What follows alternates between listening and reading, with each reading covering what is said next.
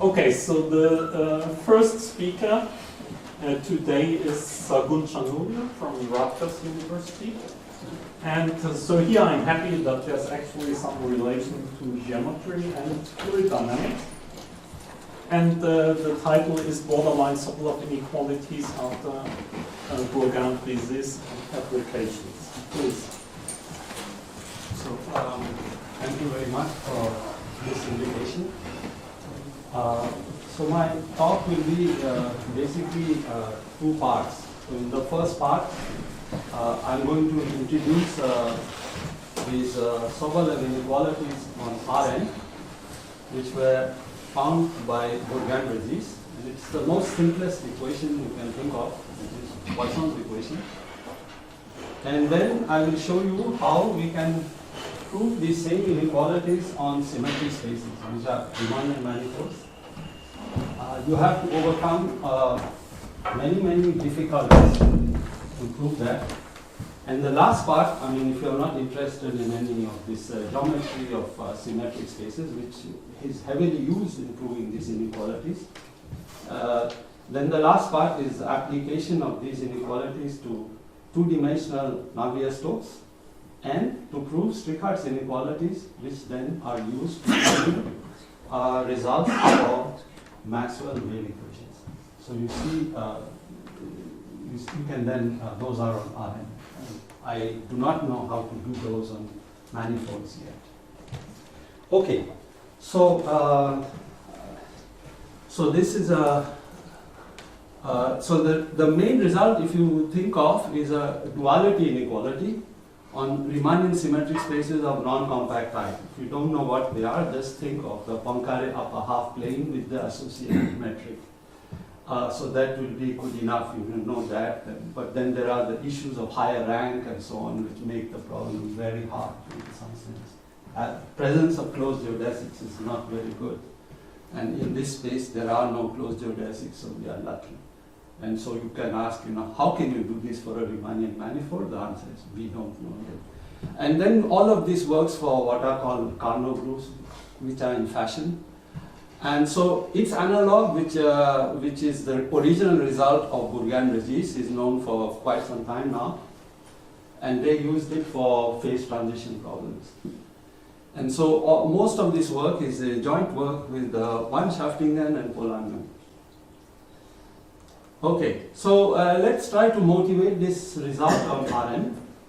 So here this is all the notation. So the main point is this fact that we know that W dot 1p embeds here. But when you are in p equals n, you know that this space does not embed into L infinity. Okay, so then there are all sorts of remedies. The most famous of these remedies is the Moser-Schrodinger inequality, which is used to solve the Nirenberg problem on the sphere, originally by Moser and later on by Paul Young, Alice Chan, and others. And there are theorems there, not only with sharp constants by Moser, but also the results of Onofre. So I will just write down one result. So this is Moser's inequality on 2D, and this says that E minus P average square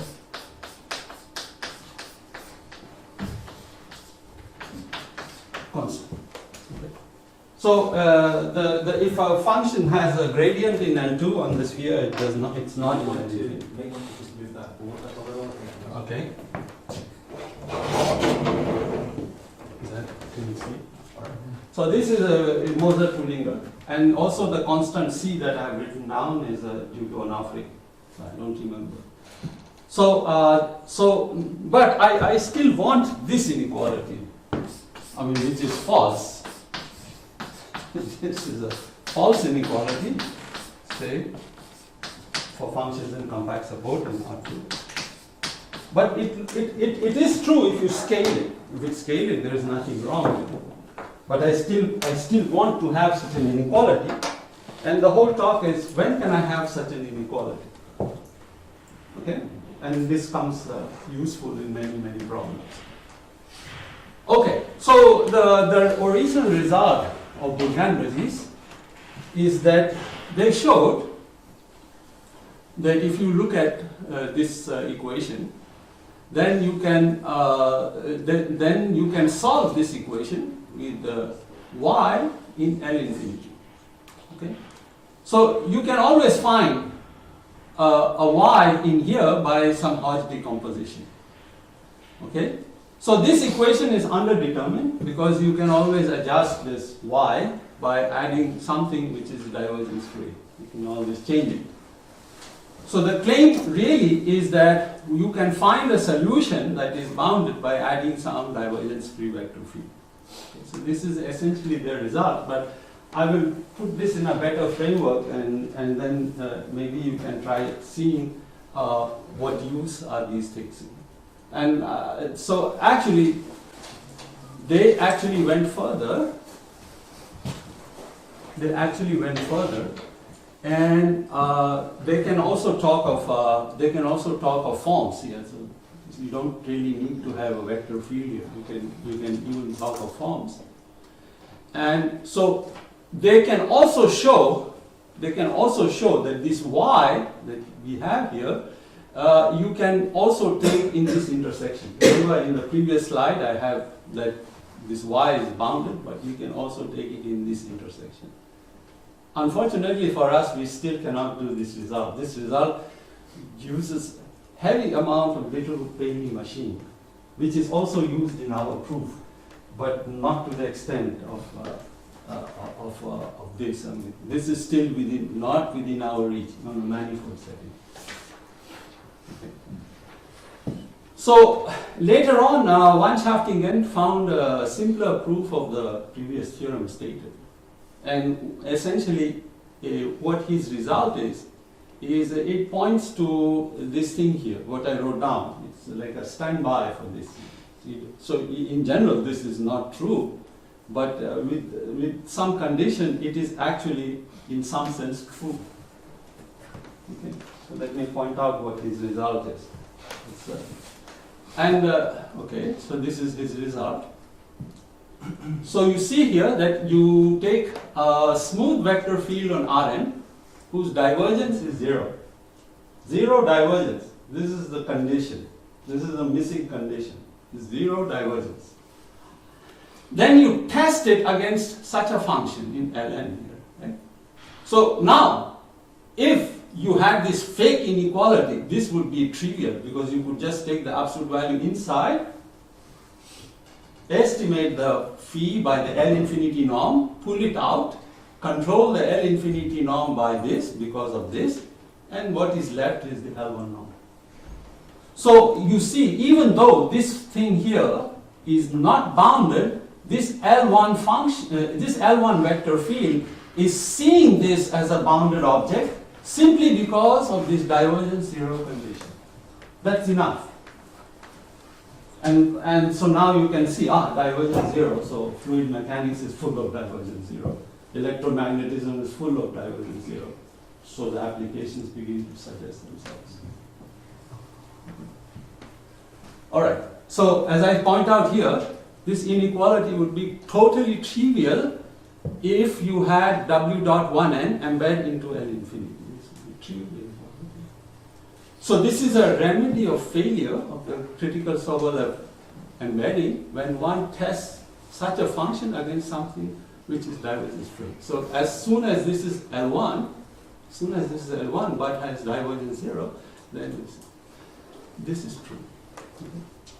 So you can view this inequality as so you can take this inequality and prove versions of Gagliardo-Nirenberg for differential forms.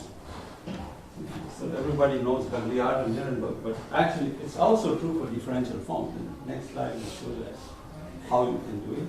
Is the constant relevant in the inequality? Sorry? Is the constant relevant in the inequality? Constant? Yeah, is the constant there? Constant times. Yeah, so it's independent of everything. It's only dimension. Is that what you're saying? Yeah. No. These are just a universal constant. If your next question is what is the universal constant, answer I don't know. That's a nice problem. It's difficult. there are optimizers you can search for, but you can't do rearrangements. These are not scalars.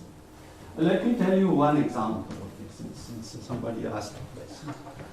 So here is one example. This example is also very useful in the sub-Riemannian case. There you have what are called Legendrian vector curves. And so this transfers, people in contact geometry are interested in these Legendrian curves. So you just take a closed curve in Rn. It's a closed curve. It's important it's closed. And I take my f to be the unit tangent vector ds. Okay, that's like a measure. Okay. Now this guy has a divergence 0. You can test it. I mean, its divergence by duality can be tested as this. So if you move this here, it's a divergence. You just want the distributional divergence on gamma, and this is 0 simply because this is a closed curve. So you see, this would be an example of a vector field with divergence 0. And in fact, you can build up, like you can think of these as the atoms, and you can build up something of divergence 0, L1 functions by sums, infinite sums of such things. It's possible. And so somehow you can do a proof of such a result along those lines. But that's not how one proceeds. Okay. All right. So I was talking of Gagliardo, Nirenberg. So these are results along those lines for forms using the previous results, and this is these results are due to Lanzani and Eli Stein. Okay. So you can control these norms by du and d star du. So you see there is a form version of all of this. Okay. All right. So there are other developments. So let me just point out there are higher order versions of this. There are fractional versions of this. Fractional things are very much nowadays in vogue. There is a version of all of these results on homogeneous Carnot groups due to Van Schaftingen and myself. Po-lam extended many of these things to what are called pseudo-convex domains of finite type. And also there are extensions where you can, like what I said about Bourgain-Brezis, where you can skip the divergence condition, and instead of assuming divergence 0, you can assume that it is in some divergence is in w dot minus 1 and minus 1. And there are applications, as I said, pointed out, of all of these to Strichartz inequalities. When you come to that, you will see what is the extent. So you will see it at the end. To Schrodinger and Bourgain.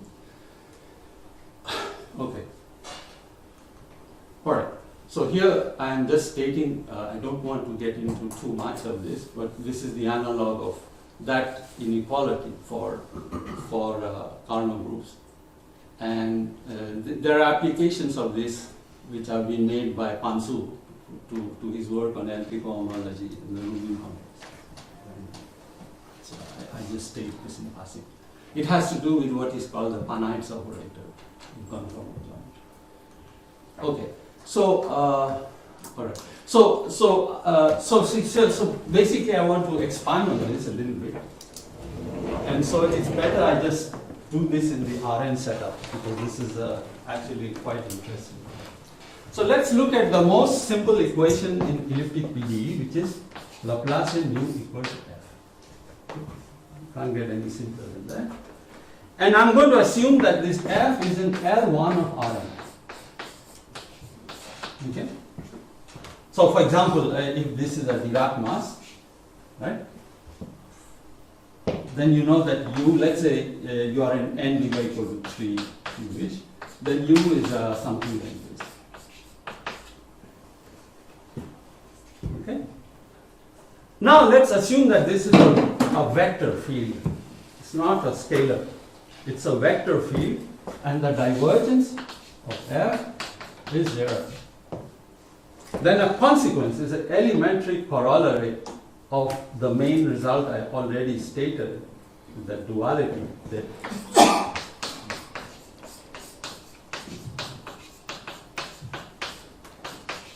Let me be careful that this is just depending on L1. This is very striking. See, if you try to take the derivative here, then it's not going to be in L1. It's going to be in weak type. It's going to be weak type. But this condition of divergence 0 immediately gives you this result. Why? There's a simple. So you see, what I'm saying here is that this is also true on Carnot groups, because of we have the duality, so this falls out immediately. Okay, so let me give you a proof of that. You see, what is this duality telling us? Okay, whatever it is.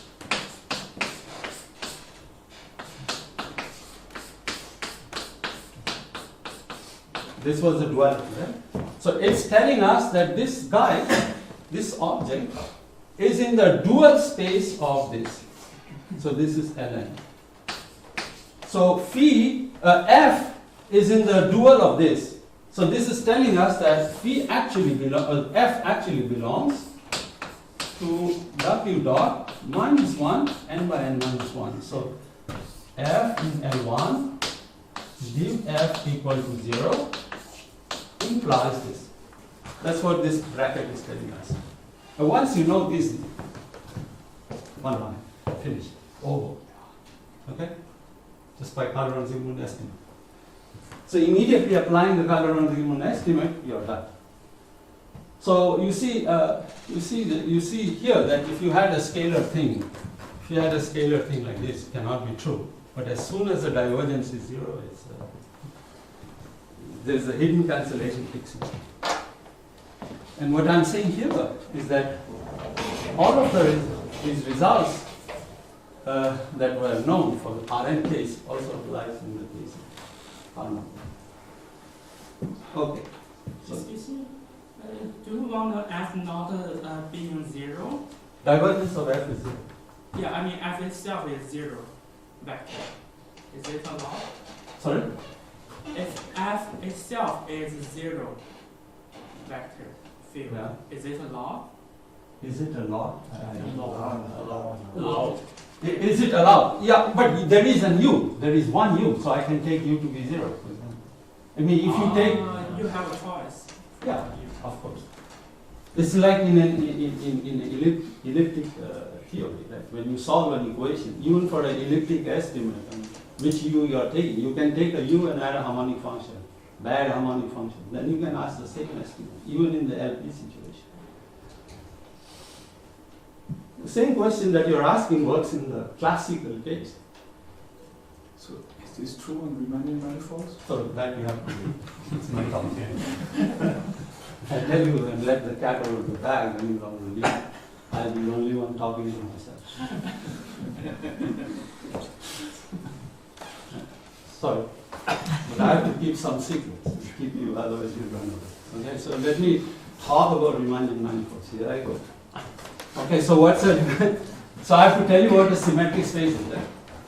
So first of all, what is a Riemannian? So here I'm saying Riemannian symmetric space, but I'll tell you about it later. Well, to tell you long story short, we don't know how to do it on a Riemannian manifold. You need some extra structure. You need some sub-manifolds to do averaging and Littlewood theory. On an abstract Riemannian manifold, such things are not available. On a symmetric space, it is available. There are no closed geodesics. All of this goes into helping with output. If you had closed geodesics, if you take an arbitrary Riemannian manifold, then you close geodesics. And then you get into form with output. So we don't know. That's a good question. I don't think it's known. And why should you assume just divergence 0? You can assume divergence just like Bourgain-Brezis in some other class. This work has not yet been done on a Riemannian manifold or on a symmetric space. So these are questions for the future. Okay. So so what we have here is a Riemannian symmetric space of non-compact type. I will tell you what it is.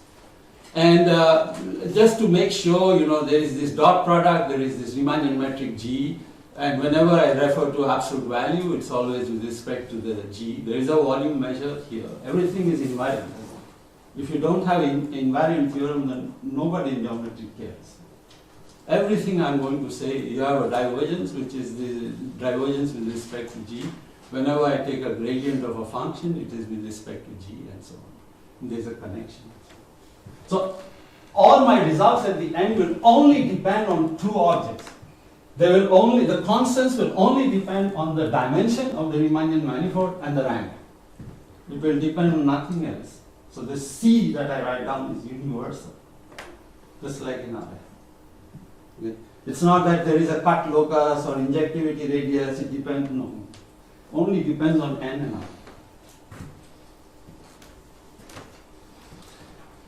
Alright, so here's a mode. So what is a symmetric space? Global symmetric space. There are local symmetric spaces, which are very useful in number theory. Selberg's theory. It's all local symmetric space and so on. That's every person doing analytic number theory, like my colleague Henry Giovanni. But here I'm talking of global. So what that means is that given any point x0, there is a global isometry that fixes x0, and every geodesic through x0 is reversed. That is called a global symmetric space. Okay. So what you have is that you have a Lie group of isometries somehow which acts on the manifold, and this is and the assumption of this non-compact is that this is non-compact, has finite center, and this G is semi-simple. That means that this object, which is called the Cartan-Killing form, is non-linear. It's one of the great results of Cartan that he classified all the symmetric spaces. This is one of his great theorems. It occupies almost the whole volume of Helgerson's book. But we don't proceed through classification. It's a mess. Can't resist it. All right. So now what you have is you see any of these groups. For example, if you look at it, and I will explain this a little better if you're not familiar with this Ka and Iwasawa decomposition. So you can split any group as a diagonal part, a nilpotent part which is upper triangular, if it's written as a matrix, and a maximally compact. So the easiest thing to understand, if you are not really plug into this object, I need something to erase. Is just think of the upper half plane.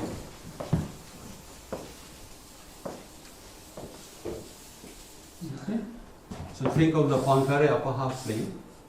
And you know that on this, there is a Lie group acting, which is the group of isometries, SL2R, by linear fractional transformation. AD minus BC equals 1. So what is the Iwasawa decomposition? That is just this. So it's exactly Gram-Schmidt that you teach your students in a sense. For diagram. This is K. This is the A part.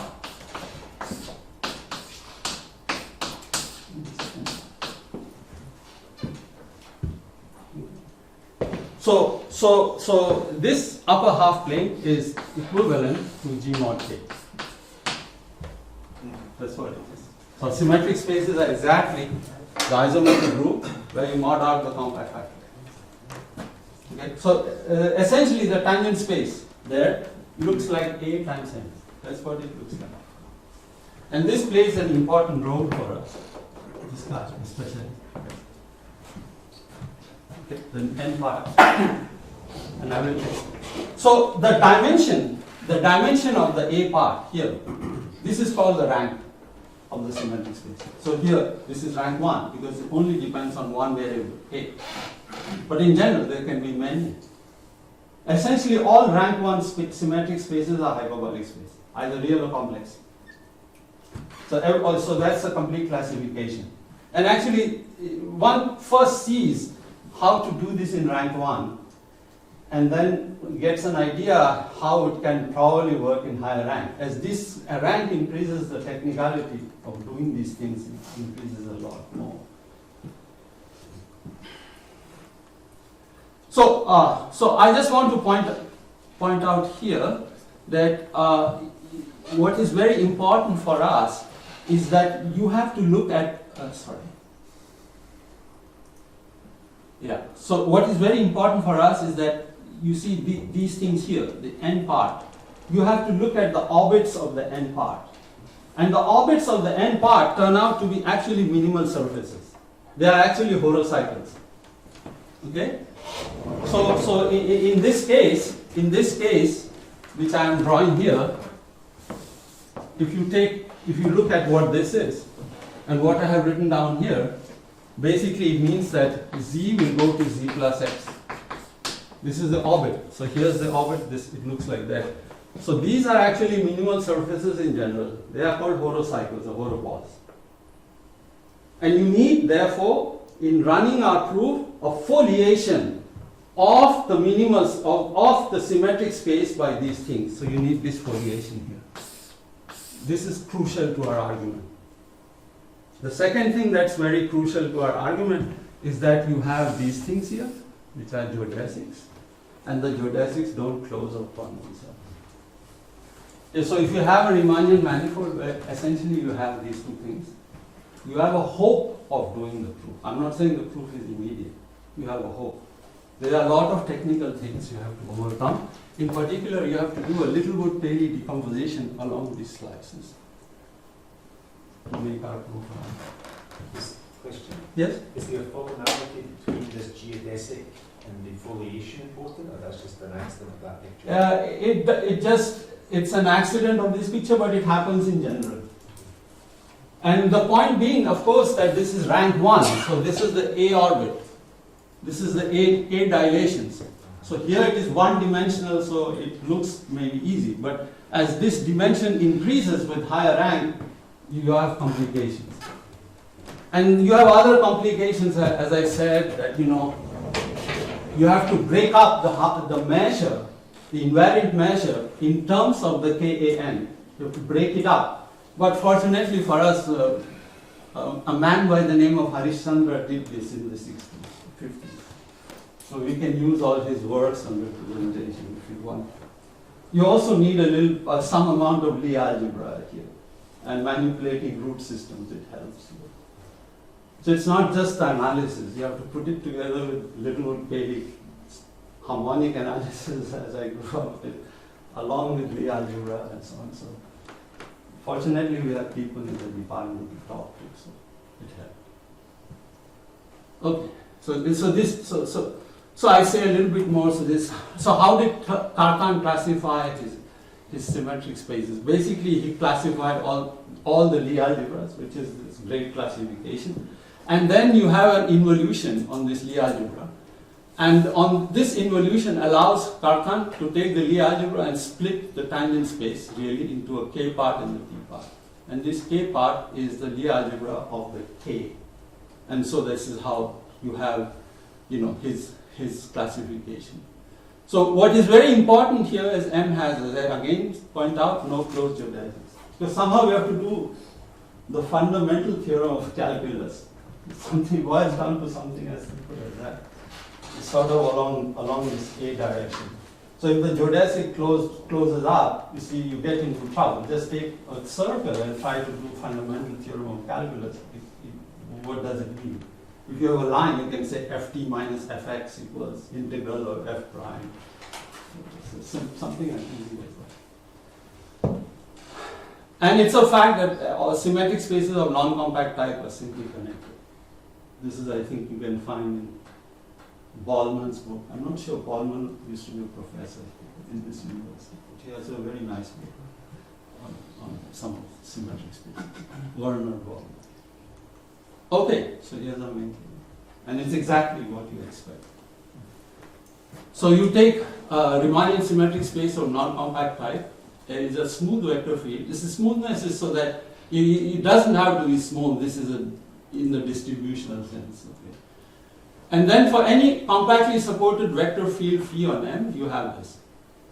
So that means again this F is in the dual space of this thing. And as I point out here, that this means that when you take this absolute value, it's in terms of the metric. This is in terms of the volume element. And everything here is done in an invariant. They are the same. I'm sorry, I cannot say more about proof because of the issue of time. If there is time, I can come back. All right. All right. So now simple thing. So you again go back to Poisson's equation. So here you see it's a little bit different, this application. So I have taken my vector field F and I have dotted it with another vector field phi which has this property. And you can ask yourself, why did you dot this F with the phi? Because in the Rn case you just took minus Laplacian u equals F. You didn't dot it with anything. You just took, here you're dotting it. And the reason is that I really don't know how to define minus Laplacian u equals F on a Riemannian manifold. It's not invariant. If you just say I take some components, there is the Hodge Laplacian, there is a connection Laplacian. There are lots of different Laplacians for forms. So how do you define it? So this is just so that this dot product is taken so that now this becomes a scalar, and so then I have a Laplacian coming from the metric, the Laplacian Beltrami, and I can make sense of this equation. Otherwise, if you say Laplacian u equals F and F is a vector field on a Riemannian manifold, I just don't know how to deal with it. So if there is a way, if anybody knows a way of thinking about minus Laplacian u equals F on a manifold, okay, then fine, then we can probably try to get this conclusion for that equation. But in the light of the fact that we do not know how to express minus Laplacian u equals F for F as a form or a vector field, we leave it in this form and we get the same result. This constants and all of these only, so this constant here depends on this and the dimension and the rank. In the previous one here, this constant here only depends on the dimension and the rank of the manifold. Depends on nothing else.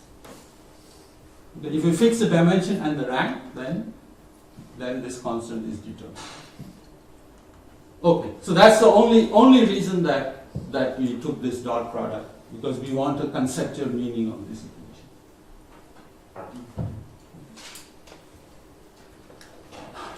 All right.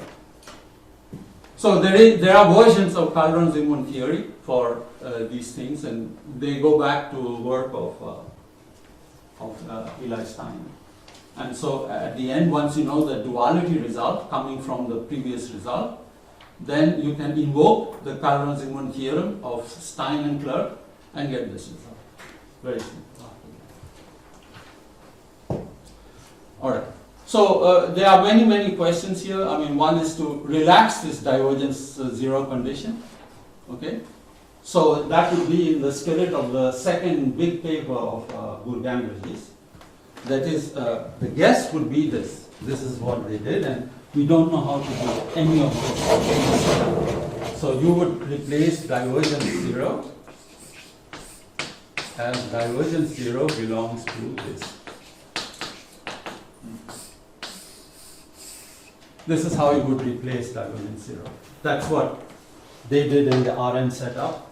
This has not been done in this manifold setup. Simply because it's just too hard to do these things there in this general framework. Okay. And also the other things that are the fractional result, the higher order, all this is open. I think there are people who are very interested in it, but I don't know how much progress there is.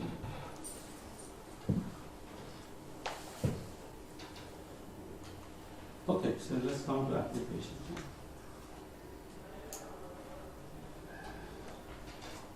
So this is a 2D Navier-Stokes equation, we all know. and you have this divergence zero condition.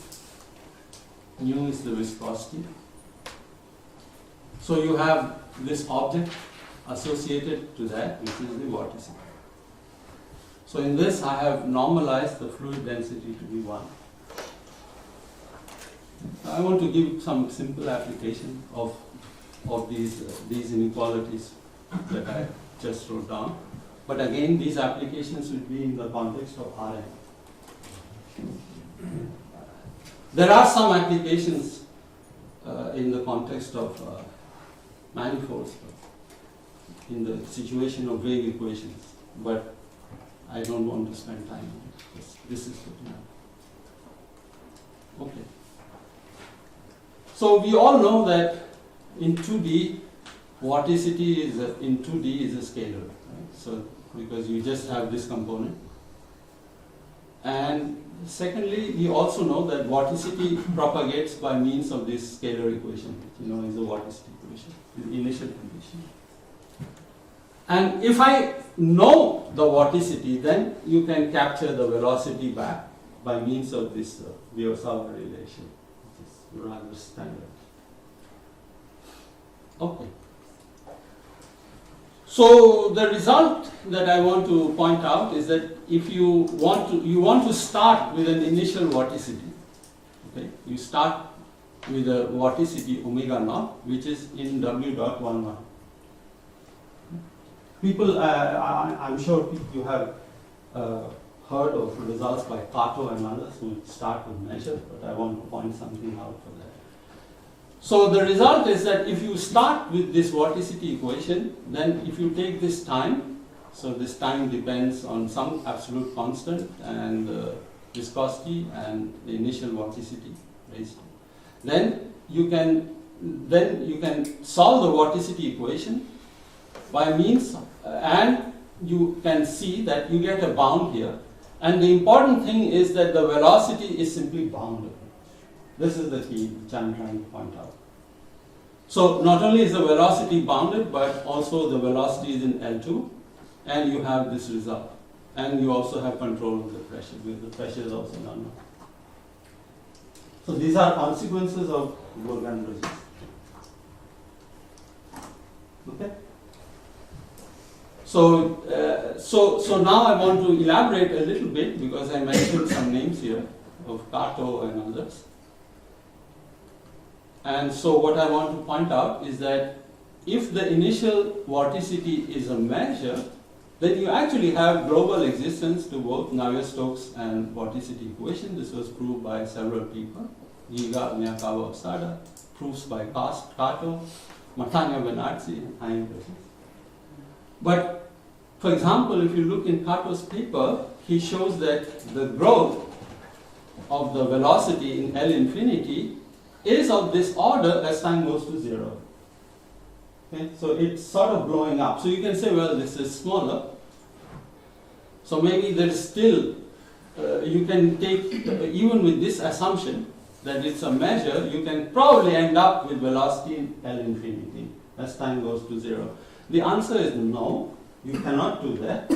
So I'm insisting that as time goes to 0, you have control of what is the minimal requirement for the initial vorticity so that the velocity is bounded as time goes back to 0. This is my question. And what I'm saying here that W.11 initial vorticity is enough. You go below that, no, it won't happen. And so more or less, this is all clearly seen by this example of what is called the Lamb-Oseen vortex. It was discovered many, many years ago.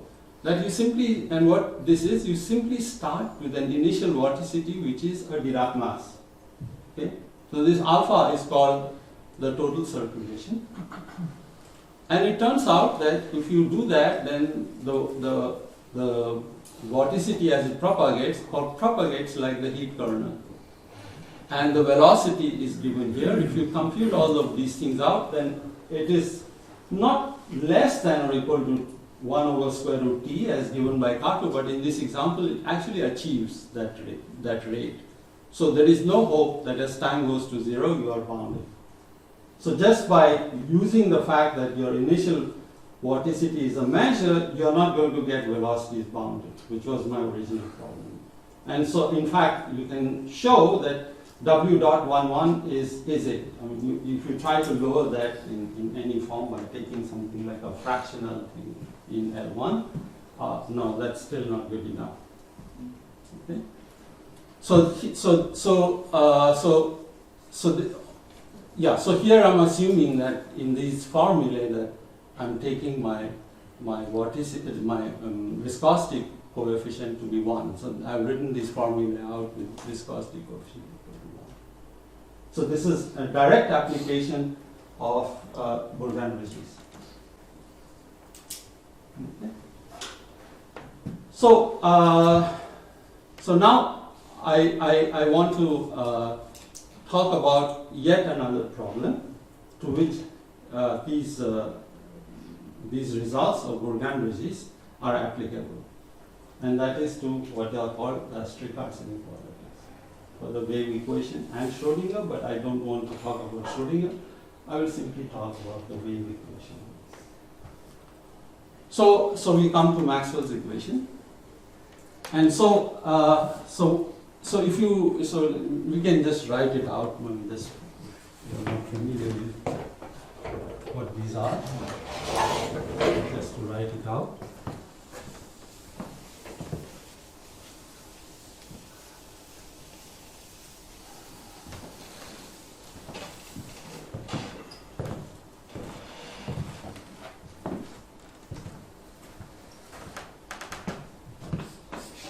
So you have this. Okay, you have this.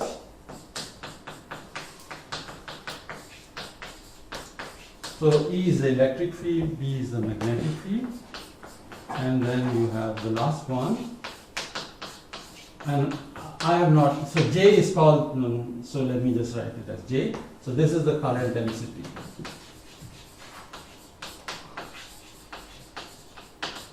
And this is charge density.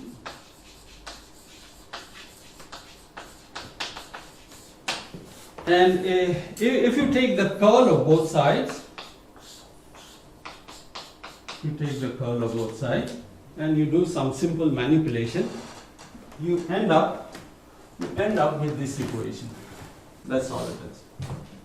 So that's B is the magnetic field vector. And so you have a wave equation, but now you notice that the right side has divergence 0 in space. You're exactly in a nice situation. Okay? It's not a situation that makes me completely happy, because I would really like. So the reason being that so it's like one line here. So it's work I did with the Po-lam, that you just take this, okay, and this is a vector, this is acting component-wise, and the x space divergence of f is 0. Space divergence is 0. So we obtain Strichartz inequalities under that. So I have to explain to you, well, there are Strichartz inequalities and Strichartz inequalities and Strichartz inequalities. So what did you people do?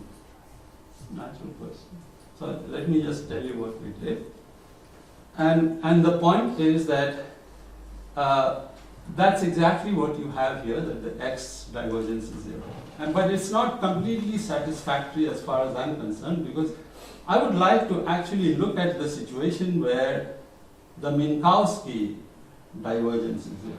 That is mixing both space-time. That makes more sense.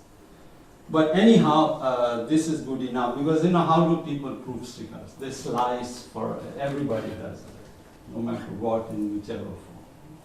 Okay. They just take time and they slice it, apply some estimate here, and sum up in time. That's everybody does it. We also do it the same way. So it's just the nature of proving the Strichartz inequalities that sort of prevents you from taking both x and time together. But it would be nice to replace this condition with something which is divergence 0 in space-time, because then that would be applicable to Einstein's equation, for example. So the right-hand side is zero divergence in space-time for the energy momentum. All right. So, so just forget about all these numbers. These are just scaling. They come from scaling. Just ignore. What's more important is this guy. Okay. So whenever you see Strichartz written down, you will see that this L is always LP in space, P bigger than 1. You might who writes on this. And because your divergence 0, we can get away with L1 in space. And that's good enough. That's our, so our Strichartz is that when you write down the Strichartz inequality in this for this thing, just forget about this magnetic field or whatever field. Then the Strichartz inequality we have is on the right hand side, the data you can simply take because of this condition, because of this divergence condition, you can end up taking L1 in space. And the rest of it are just what I call wave compatibility, scaling, all this comes from there. Okay? They are not that these are restrictions, they are natural. I mean, anybody, you take down the NSF monograph of Terry Tao, for example, you will see these things there. So, so anyhow, so the rest of it is, whatever the inequalities are. But the key point is that you can get away with an L1 norm in space on the right side. And so I have written it down. I have written it down for this equation. But actually, it's once you arrive at this equation, then it really doesn't matter because it's valid for in general. So valid for an equation which is D'Alembertian U equals F, where F is a vector, and it's a vector with n n components, and so that if you take the divergence in space, it's actually zero. Okay? So, I want to stop. Thank you for that.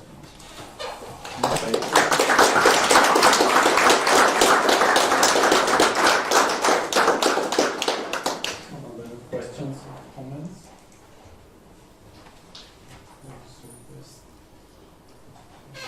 Yes.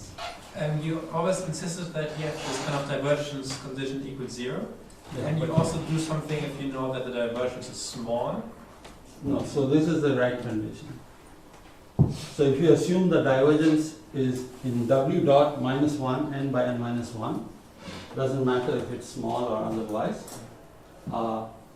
you should still have the same.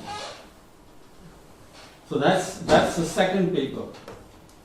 Bourgain-Brezis jokes that when they wrote the first paper, then one Schaftingen improved it, so then they had to compete with him, and then they proved this. It's a joke. I think it's whatever they did is impossible. Yeah. You made the remark at the beginning about links to phase transitions. Could you elaborate on that? I don't quite remember, but that was how they did it, and the paper has phase transitions and so on. I don't quite remember now how their application was. It's, I think, not very big. It's not the big point of their paper. This is the main point. A question on the necessity of using symmetric spaces. So I understood that, but it's used for the Littlewood Paley. So it's used for the Yeah. So no. First, we need a foliation to do the Littlewood Paley. But so on this board, the first estimate is the duality estimate that's independent of the Littlewood Paley, isn't it? No, to prove the duality estimate, we need Littlewood Paley. For that one, Yeah. To prove this, we need Littlewood Paley. No. I think you're looking at Laplacian U equals F, and is that what you're asking? Do you need Littlewood Paley for that? No. To prove this, already here we need Littlewood Paley, and we need Littlewood Paley on those foliations. Okay. So those are the n orbits. You see the nilpotent part n in the Iwasawa decomposition. So along that we have to do that. It's actually a nilpotent group. So now if I take a symmetric space, how do I know I can do Littlewood Paley? You need dilation structure. Littlewood Paley needs dilation. There's where the root system comes up. It turns out that symmetric spaces, the nilpotent part, have a root structure from Lie algebra. And that root structure is such that it puts a dilation on that. If there was no dilation, we would not have been able to do it. You see how the things are just fitting together in this way. If there was no dilation, I mean, you dilate by 2 to the minus k and do something. Otherwise, you can't do little root there. I mean, there are nilpotent roots, there are no dilation structures on them. But symmetric spaces, because of the root pattern, there is a dilation structure. Therefore, we can exploit that to do little root pairing. It's just nothing. Questions? If not, we thank the speaker.